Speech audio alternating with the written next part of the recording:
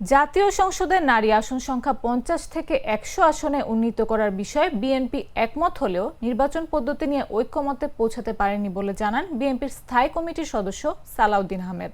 মঙ্গলবার রাজধানীর foreign service একাডেমিতে জাতীয় ঐকমত্য কমিশনের সঙ্গে দ্বিতীয় দফার দ্বিতীয় দিনের বৈঠক শেষে সাংবাদিকদের কথা বলেন তিনি।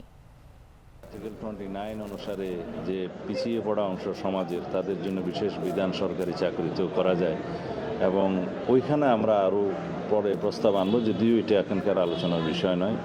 যেমন স্পেশালি অ্যাবলড অথবা ফিজিক্যালি ডিসেবলড যারা, তাদের জন্য এই বিধানটা কার্যকর করা যায় কিনা সেটাও সংবিধানে আসতে হবে। তো সেই হিসাবে নারী, শিশু এবং স্পেশালি অ্যাবলড যারা শ্রেণী, পিছিয়ে পড়া শ্রেণী, তাদের জন্য যে বিশেষ বিধান করা যায় সেই হিসাবেও আমরা মনে করি আমাদের বাংলাদেশের নারী সমাজ এখনো পর্যন্ত সেইটুকুন অগ্রগতি হয় নাই বিধায় তাদেরকে আরও বেশি এগিয়ে নিয়ে আনার জন্য এই বিশেষ বিধান থাকা উচিত।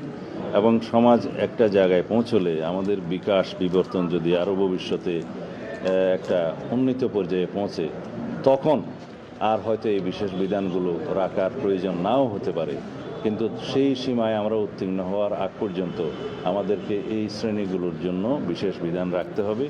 সেই বিষয়টা আমরা বিবেচনা করে নারীদের আসনটা বৃদ্ধির প্রস্তাব করেছি এবং ধীরে ধীরে আমরা আশা করি বাংলাদেশের নারী সমাজ আরও বিভিন্নভাবে ক্ষমতায়িত হবে, কনস্টিটিউশনালি, লিগ্যালি এবং সমাজের বিভিন্ন সিদ্ধান্তের মধ্য দিয়ে।